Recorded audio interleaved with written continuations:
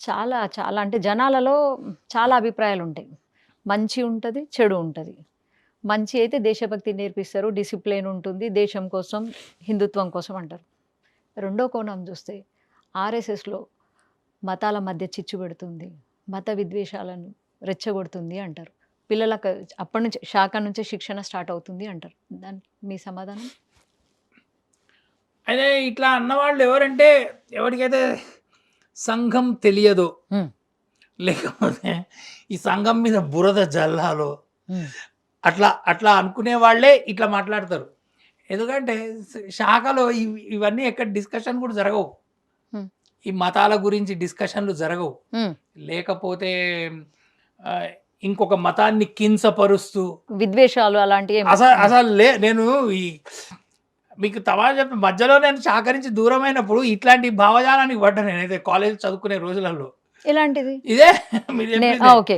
ఇట్లాగా అనుకోని నేను కూడా ఆర్ఎస్ఎస్ ఇట్లనే ఉంటదేమో అట్లా అనుకునేవాడిని. ఎందుకంటే అప్పుడే మీరు శాఖకెళ్ళాక గూడా బయటకొచ్చాక శాఖకెళ్ళి మళ్ళీ అనుకున్నారు. బయటకొచ్చి ఇట్లాగా అప్పుడు శాఖకెళ్ళేవాడిని కాదు. నేను ఒక 5, 6 ఇయర్స్ శాఖకు పోలే నేనైతే. హ్మ్. హ్మ్. పోయిన తర్వాత అసలు ఏంటి అని ఈ ఇండియా టుడే, హిందుస్థాన్ ఈ పేపర్స్ అన్నీ చదివేవాడిని నేను బాగా. హ్మ్. చదివేసి నేను ఇదే భావించేవాడిని. అప్పుడు రామ్ జన్మభూమి ఉద్యమం కూడా బాగా జరిగేది. హ్మ్. హ్మ్. హ్మ్. దాని తర్వాత నాకు మెల్లగా ఎక్స్‌ప్లెయిన్ చేశారు. యాక్చువల్‌గా ఆర్ఎస్ఎస్‌లో వాళ్ళు చెప్పేదే కరెక్టు. హ్మ్. బయట చెప్పేది అంతా తప్పు. అంతా ఇది ఇంకా అది నేను నా 56 ఏళ్ల జీవిత అనుభవంతోనే చెప్తున్నా. హ్మ్. బయట వినేదంతా శుద్ధ అబద్ధం. హ్మ్. ఆర్ఎస్ఎస్ వాళ్ళు చెప్పేదే పర్ఫెక్ట్‌లీ కరెక్ట్. అది హ్మ్. కరెక్ట్ అది.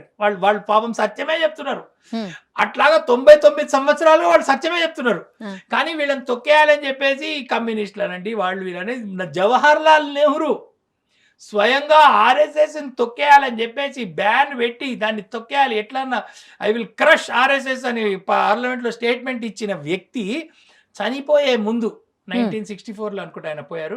1963 మరి 64లోనో చైనా యుద్ధం తర్వాత హ్మ్. ఆయన RSS is a great patriotic organization అని చెప్పి హ్మ్. రిపబ్లిక్ డే పరేడ్‌కి ఆర్ఎస్ఎస్ వాళ్ళని ఇన్వైట్ చేశాడు. ఆ! విన్నాను. అది హ్మ్. ఆర్ఎస్ఎస్ వాళ్ళు మరి రిపబ్లిక్ డే పరేడ్‌లో పాల్గొన్నారు. హ్మ్. జయప్రకాష్ నారాయణ్ హ్మ్. ఎమర్జెన్సీ వ్యతిరేకంగా ఆయన ఇట్లనే అనుకునేవాడు. హ్మ్.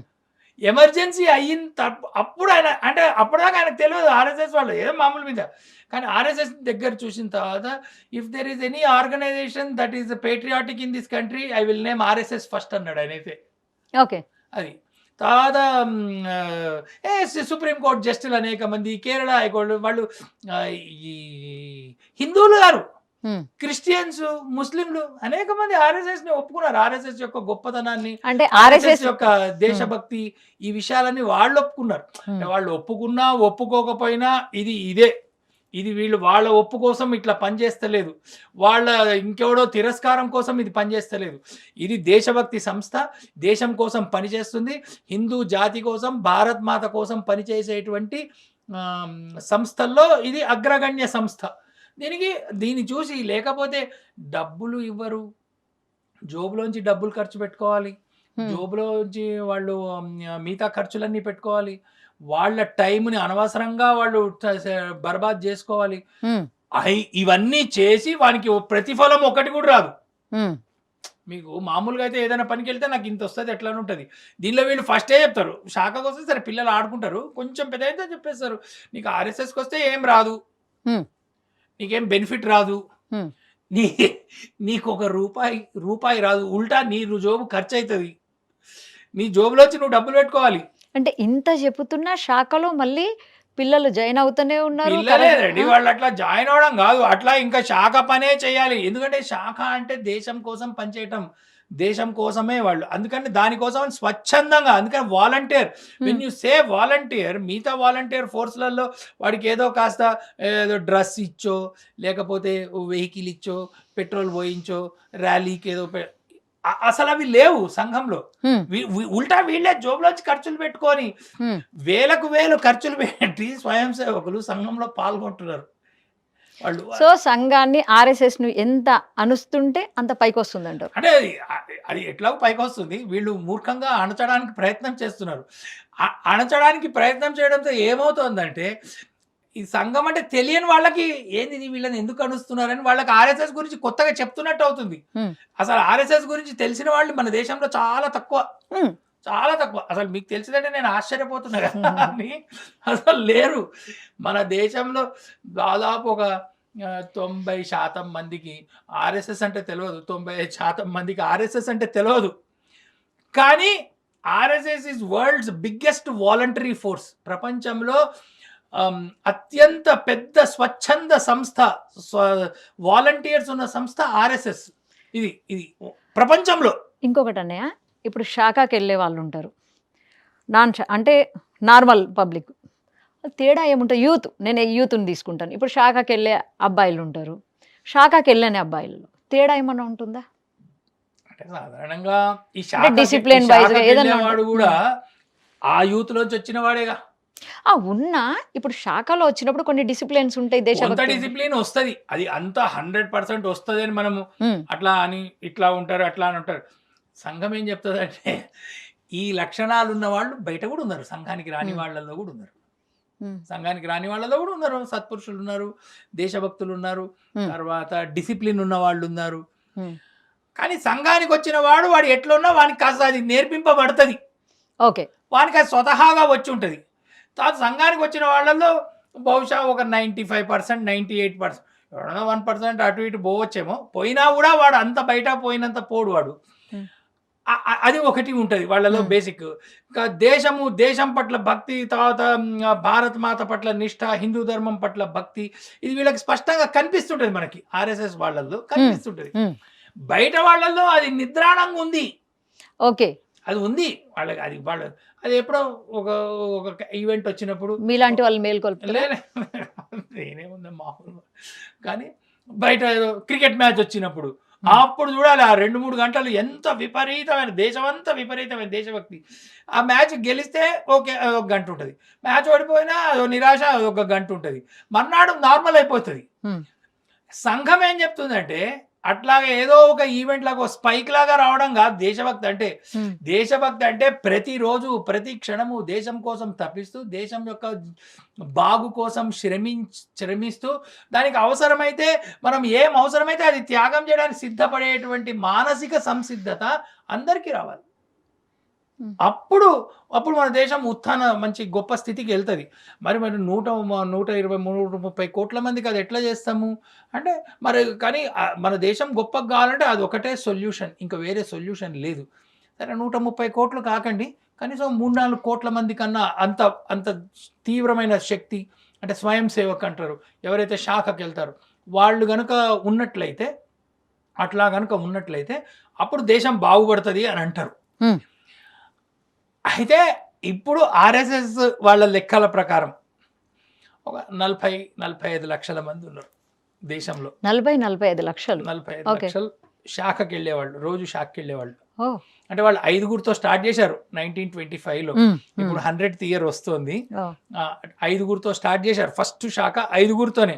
వాళ్ళు కూడా చిన్న పిల్లలు, చిన్న పిల్లలు అంటే స్కూల్ గోయింగ్, మిడిల్ స్కూల్ అట్లా వాళ్ళతో 5గురితో స్టార్ట్ చేసిన ఆర్ఎస్ఎస్ ఇవాళ 45 లక్షలు, 70,000 శాఖలు, అటు ఇటుగా కొద్దిగా లైక్ ఎగ్జాక్ట్ ఆర్ఎస్ఎస్ అది. కానీ అది సరిపోదు, అది చెప్తోంది. ఈ 45 లక్షల మంది ఉన్నారు కదా, 70,000 అది సరిపోవు. 3 లక్షల శాఖలు కావాలి, 3 కోట్ల మంది స్వయం సేవకులు కావాలి. అప్పుడు మన దేశాన్ని ఎవ్వడు ఏమీ చేయలేడు. ఇవాళ బంగ్లాదేశ్లో వాడేవాడు ఒక 5,000 మంది ధర్నా చేస్తే, వాడేదో యాత్రలు అవి చేస్తే అక్కడ ప్రధానమంత్రి పోయింది. అట్లా ఇక్కడ ఒక 50,000 మంది కాదు, 5 లక్షల మంది చేసినా ఈ దేశం గట్టిగా నిల్చోవాలి. ప్రపంచమంతా దాడి చేసి వచ్చిన వాళ్ళు రోజు ప్రార్థన చేస్తారు, స్వయం సేవకులు రోజు చేస్తారు ప్రార్థన. ఏముంటుంది ప్రార్థనలో అంటే ఈ హిందూ భూమి, పవిత్ర భూమి, ధర్మభూమి, దీనికోసం మేము దీన్ని పూజిస్తున్నాము, తర్వాత భగవంతుడిని మాకు శక్తి ఇవ్వమని కోరుకుంటాం. అంటే దేశము ఆధ్యాత్మికత, దేశభక్తి ఆధ్యాత్మికత ఇదంతా ఉంటుంది. దాంట్లో ఒక లైన్ ఉంటుంది, ప్రపంచంలో దుర్మార్గ శక్తులు అన్ని ఏకమై, ప్రపంచంలో అన్ని ఏకమై మా మీదకి దాడి చేసిన మనం దాన్ని తట్టుకొని నిల్చొని విజయీకృతంగా రావాలి అని వాళ్ళు ఒక లైన్ లో ప్రార్థనలో ఒక లైన్ ఉన్నది. అదైతే నేను అనుకునేవాడిని ప్రపంచంలో ఎందుకు మన మీద అందరూ దాడి చేస్తారని నా చిన్నప్పుడు అనుకునేవాడిని. Hmm. అందరు మన మీదనే దాడి చేస్తున్నారు ఇప్పుడు. వాళ్ళైతే America is doing, ISI is doing, CIA is అంటే మనం ఎవరి మీద చేయట్లేదా? మనం ఎవరి మీద చేస్తున్నాం? అంటే మనం మనం మనం హిందుత్వాన్ని ఆ? హిందుత్వాన్ని అడ్డం పెట్టుకొని Hmm. అన్య మతాలను మనము చిన్న చూపు చూస్తున్నామని అంటారు. ఆర్ఎస్ఎస్, ముఖ్యంగా ఆర్ఎస్ఎస్, విశ్వ హిందూ పరిషత్ హిందూ మతాన్నే ఎంకరేజ్ చేస్తుంది. హిందూ మతాన్ని అడ్డం పెట్టుకొని అన్య మతాలు, ఇప్పుడు మైనార్టీలు కావచ్చు, క్రిస్టియన్స్ కావచ్చు, ఏ మతాలనైనా దగ్గరికి తీయదు. అదే ఇదంతా వాటి మీద విషం అదే జిమ్ముతుంది, విషం జల్లే. పిల్లల చెవులలో అది మొత్తం నింపుతుంది చిన్నప్పటి నుంచి, శాఖ నుంచి. ఇక అలా ఆర్ఎస్ఎస్ లో నేను అదే గమనిస్తున్నా. వీళ్ళు దేశాన్ని ప్రేమించమంటారు, దేశం కోసం పనిచేయమంటారు, మన సంస్కృతిని ఇందులో అన్యమతాన్ని కించపరిచేది ఏమున్నది? Hmm.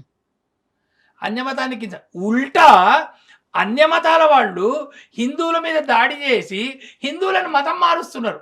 Hmm.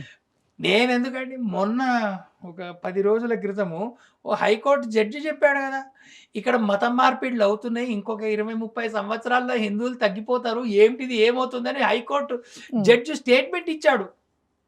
దాంట్లో మరి కాబట్టి అసలు ఇదంతా ప్రచారం. Hmm. We have to first, మీరు మీడియాలో ఉన్నారు Hmm. కానీ నేను మీడియాని చెప్తాను. మీడియా అనేది కమ్యూనిస్టులతో నిండిపోయింది. ఈ దేశద్రోహులందరూ మీడియాలో ఉన్నారు. ఫస్ట్ ఎడ్యుకేషన్ ఫీల్డ్లో ఉన్నారు మీడియా కమ్యూనిస్టులు. వీళ్ళు ఏంటంటే ఈ దేశభక్తుల్ని వీళ్ళు బద్నాం చేస్తున్నారు. Hmm. ఈ దేశభక్తుల్ని బద్నాం చేస్తున్నారు. తర్వాత ఆర్ఎస్ఎస్ మనమేం చేస్తున్నాం, మనం రాముడిని పూజించమంటున్నాం, కృష్ణుడిని గౌరవించమంటున్నాము, కానీ వీళ్ళేమంటారు, అమ్మో రాముడిని పూజ చేస్తే కమ్యూనల్. రాముడిని పూజ చేస్తే కమ్యూనల్ ఏంటి నాకు అర్థం కాదు. ఈ దేశంలో రాముడు ముఖ్యమా లేకపోతే ఇంకెవడో బయటవాడు ముఖ్యమా? ఇది చెప్పండి. బయటవాడంటే బయటవాడు అంటే మన దేశం బయటవాడు ఎవడన్నా కానివ్వండి, మీ ఇష్టం ఎవరన్నా. ఈ దేశము హద్దుల బయట ఉన్నవాడు వాడు చెప్పింది. మన దేశము మన హిందూ ధర్మము మానవుల్ని కలిపి ఉంచేటువంటిది, మానవ జాతిని రక్షించేటువంటిది. ఈ దేశంలో హిందువులు ఉండటం వల్లనే ప్రపంచంలో మనుష్య జాతి మనుగడ సాగుతుంది అని నేను కాదు. 130 సంవత్సరాల క్రితము స్వామి వివేకానంద షికాగోలో చెప్పారు. It's not me. Swami Vivekananda said that. ఏది? హిందూ ధర్మం ఉంటేనే. ఒకవేళ హిందూ ధర్మం ఆయననే ఒకవేళ హిందూ ధర్మమే లుప్తమైపోతే అని ఆలోచించి అప్పుడు ఇక్కడ అరాచకం మేలుతుంది, ఐశ్వర్యాలు, తర్వాత ధన మద మత్సర్యాలు ఇవన్నీ చేసి మనుషులని చంపేస్తాయి అని అన్నారు ఆయన అన్నారు. మనకు కనిపిస్తుంది కదా, ఇజ్రాయెల్లో కనిపిస్తుంది కదా, ప్యాలెస్టైన్లో కనిపిస్తుంది, ఇరాన్లో కనిపిస్తుంది, ఇరాక్లో కనిపిస్తుంది, సిరియాలో కనిపిస్తుంది, జోర్డాన్లో కనిపిస్తుంది, ఇంగ్లాండ్లో కనిపిస్తుంది. ఇంగ్లాండ్లో అల్లర్లు జరుగుతున్నాయి, పాకిస్తాన్లో, ఆఫ్ఘనిస్తాన్లో. మనకి అది ఆదర్శమా? లేకపోతే శాంతియుతంగా అందరూ సర్వమానవ సౌభ్రాతృత్వము, సర్వే భవంతు సుఖిన, సర్వే సంతు నిరామయ అని చెప్పేటువంటి హిందూ ధర్మం ఆదర్శమా? ఇది చెప్పండి మనకి. మరి మనకి హిందూ ధర్మమే ఆదర్శము కాబట్టి హిందూ ధర్మమే గొప్పది, హిందూ ధర్మమే అందరు మనుషులు బాగుండాలని కోరు. హిందూ ధర్మము హిందూ జన సుఖినో భవంతు అని చెప్పడం లే, అందరు మనుషులు బాగుండాలని చెప్తుంది, అందరూ సుఖంగా ఉండాలని చెప్తుంది. ఇక్కడ అందరూ సుఖంగా ఉన్నారు. ఈ దేశంలో ముస్లింలు అందరూ సుఖంగానే ఉన్నారు. వాళ్ళు పాపం కొంతమంది వాళ్ళు అగ్రీ చేస్తలేరు, వాళ్ళు మేము సుఖంగా లేమని. కానీ పాపం వాళ్ళు అడిగారు కదా, వాళ్ళు మాకు వేరే దేశం కావాలన్నారు, వాళ్ళు వెళ్ళిపోయారు. వెళ్ళగా ఇంకా మిగిలిన వాళ్ళని ఇక్కడ ఉంచుకున్నాం మనమైతే, వాళ్ళు వెళ్ళిపోదా ఉన్నారు. సో అట్లా ఇక్కడ ఉన్న వాళ్ళు సుఖంగా ఉన్నారు. అది వాళ్ళ వల్ల కాదు. ఈ విషయాన్ని గుర్తుంచుకోవాలి, వాళ్ళ వల్ల కాదు. ముస్లింలు ఎక్కడున్నారో, అస్సాంలో అల్లర్లు జరిగినాయి, కాశ్మీర్లో అక్కడి నుంచి హిందువులు తరిమివేయబడ్డారు 1990లో. మరి విజయవాడలో ఎందుకు తరిమివేయలే? మరి లేకపోతే చెన్నైలో ఎందుకు కాలే? పూనాలో ఎందుకు కాలే? మరి అవన్నీ కూడా అవి హిందూ మెజారిటీ ఏరియాస్ కదా, అక్కడ నార్మల్గా బతుకుతున్నారు కదా హిందువులు. కాబట్టి ఇది ఒక పిచ్చి భ్రమలు. ఏదో ఆర్ఎస్ఎస్ ఇది నేర్పిస్తుంది, ఆర్ఎస్ఎస్ ఇతర మతాలను తక్కువ చేసి మాట్లాడుతుంది. అసలు ఆర్ఎస్ఎస్ వేరే నేను ఒక 1000 ఉపన్యాసాలు వినుంటా ఆర్ఎస్ఎస్లో. 1000 ఉపన్యాసాలు ఈజీగా వినుంటా గత 40 ఏళ్లలో. ఓకే. ఒక్కసారి కూడా ఇస్లాం గురించి కానీ, క్రైస్తవం గురించి కానీ, ఇతర మతాల గురించి కానీ Hmm. ఎప్పుడు నన్ను ఎవరు పెద్దవాళ్ళు ఎవరు చెప్ప వినలే. ఆర్ఎస్ఎస్ లో ఫార్మల్ మీరు తీసుకోండి ఇక సరసంఘ చాలక్ అంటారు ప్రెసిడెంట్, Hmm. వాళ్ళ ఉపన్యాసాలు నేను ఎన్ని విన్నాను, ఒక 15, 20, 30 అన్న వినుంటా నేనైతే. ఆ తర్వాత పైన పెద్దవాళ్ళు ఆల్ ఇండియా లెవెల్ వాళ్ళు ఎవ్వరు వాళ్ళు చెప్పేది హిందువులు గట్టిగా ఉండండి, మీరు వేదాలను నమ్మండి, రామాయణాన్ని ఆదర్శంగా తీసుకోండి, కృష్ణుడు చెప్పిన భగవద్గీతను ఆదర్శంగా తీసుకోండి, ఇవి చెప్తారు. వాళ్ళ ఈ అన్య మతాల గురించి తక్కువ చూడటం కానీ ఎక్కువ చూడటం కానీ. ఓవరాల్ గా ఆర్ఎస్ఎస్ దేశానికి ఏం చేస్తుందంటే అసలు ఆర్ఎస్ఎస్ దేశాన్ని సేవలేంటి అసలు యాక్టివిటీస్ ఏంటి? దేశభక్తుల్ని తయారు చేయడం అనేది ఒక పెద్ద విషయం. మన Okay. దేశంలో కుల భక్తులు ఉంటారు, Hmm. కులాన్ని బాగా ఉన్నారు అట్లాంటి వాళ్ళు. భాషా భక్తులు ఉన్నారు, Hmm. ప్రాంతీయ భక్తులు ఉన్నారు. Hmm. తెలంగాణ వాళ్ళు ఉన్నారు, రాయలసీమ వాళ్ళు, ఇట్లా ప్రాంతీయ, తెలంగాణ రాయలసీమ కాదు, మరాఠా వాళ్ళు, విదర్భ వాళ్ళు, దక్షిణ కర్ణాటక ఇట్లా Hmm. ప్రాంతీయ వాళ్ళు. కుల, మత, Hmm. ప్రాంత, భాష, లింగ, ఇట్లా మీరు ఎన్ని విభాగాలు తీసుకుంటే అన్ని భేదాలు కలిగిన వాళ్ళు ఉన్నారు. Hmm. కానీ సంఘం ఏం చెప్తుంది, మొత్తం దేశంలో యువత అంటే మొత్తం ప్రజలంతా కూడా మన దేశ భక్తులుగా కావాలి. మన దేశాన్ని ఫస్ట్ ప్రయారిటీ దేశం, Hmm. Second priority your family, first priority దేశానికి ఇమ్మని ఉంటుంది. అట్లాంటి దేశభక్తుల్ని తయారు చేసేటువంటి సంస్థ ఆర్ఎస్ఎస్. అంతకంటే